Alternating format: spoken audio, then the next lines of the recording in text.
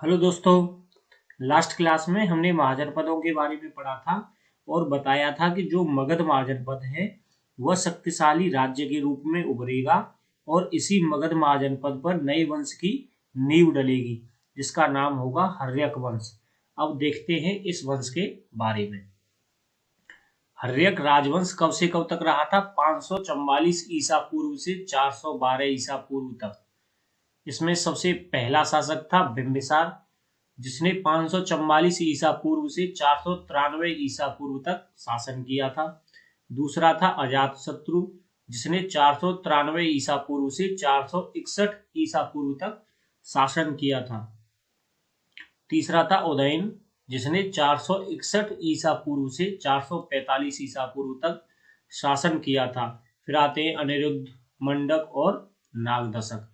जो नागदशक था वो हर्यक राजवंश का अंतिम शासक था। आगे देखते हैं। अब बात करेंगे बिंबिसार के बारे में। तो बिंबिसार को मगध साम्राज्य का वास्तविक संस्थापक माना जाता है।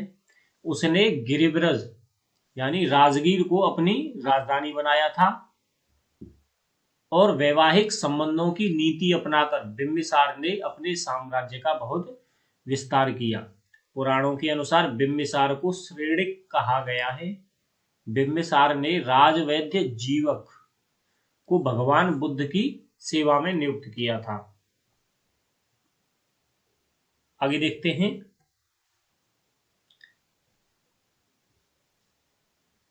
बिंबिसार के जो उच्चाधिकारी थे उन्हें राजभट्ट कहा जाता था और उन्हें 4 श्रेणियों में रखा गया था। पहला था समंथक, जिसे सामान्य कार्यों को देखने की जिम्मेदारी थी। फिर था सेना नायक, जो सेना का कार्य देखता था।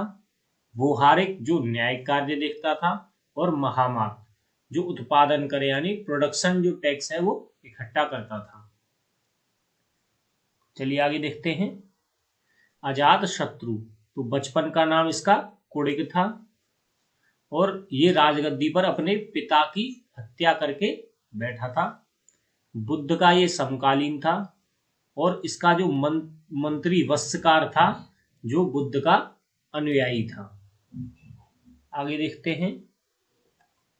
उदयन, अपने पिता अजातशत्रु की हत्या करके राज सिंहासन इसने प्राप्त किया था और गंगा और सोन नदी के संगम पर पाटलिपुत्र नगर की इसने स्थापना की थी। आगे देखते हैं। नागदशक, जो हर्यक वंश का अंतिम शासक भी था। तो बौद्ध ग्रंथों के अनुसार उदयन के 3 पुत्र अनिरुद्ध, मंडक और नागदशक थे। उदयन के पुत्रों ने जो राज्य किया था उसमें अंतिम राजा नागदशक था। वो अत्यंत विलासी और निर्बल था।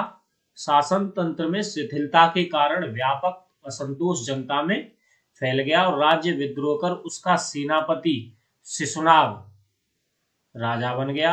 इस प्रकार हर्यक वंश का अंत शिशुनाग ने किया और शिशुनाग वंश की उसने नींव डाली, जिसकी स्थापना 412 ईसा पूर्व में की थी। आगे देखते हैं। अब यहाँ पर हर्यक वंश से संबंधित कुछ प्रश्न हैं, उन्हें देख लेते हैं। पहला प्रश्न है, हर्यक वंश के किस शासक को कुड़िक कहा जाता था?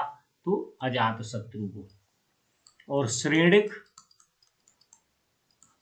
बिंबिसार को कहा जाता था।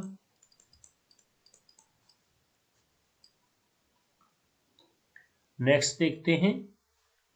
किस शासक ने गंगा एवं सोन नदियों के संगम पर पाटलिपुत्र नामक नगर की स्थापना की थी? तो अभी बताया था किसने की थी? उदयन ने। नेक्स्ट देखते हैं। विश्व का पहला गणतंत्र वैशाली में किसके द्वारा स्थापित किया गया था? तो ये लिच्छवी शासकों के द्वारा वैशाली में विश्व का पहला गणतंत्र स्थापित किया गया था। गणतंत्र क्या होता है? जहां पर राज्य का प्रमुख जनता द्वारा निर्वाचित हो, न कि किसी वंश के आधार पर, वंशानुगत नहीं, यानी वो जनता के द्वारा निर्वाचित हो, तो उसे क्या बोला जाता है?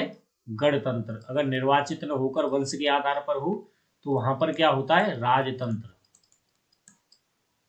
चलिए आगे देखते हैं। कौन एक बौद्ध ग्रंथ 16 महाजनपदों का उल्लेख करता है?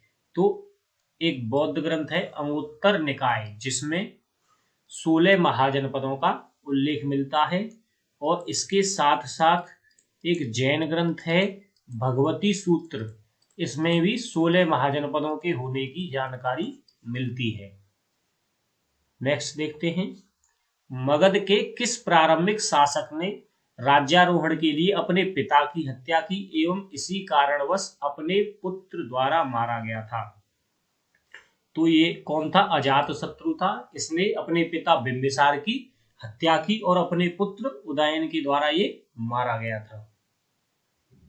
नेक्स्ट देखते हैं। वैदिक युग में प्रचलित लोकप्रिय शासन प्रणाली थी, तो कौन सी थी? गणतंत्र यानी रिपब्लिक।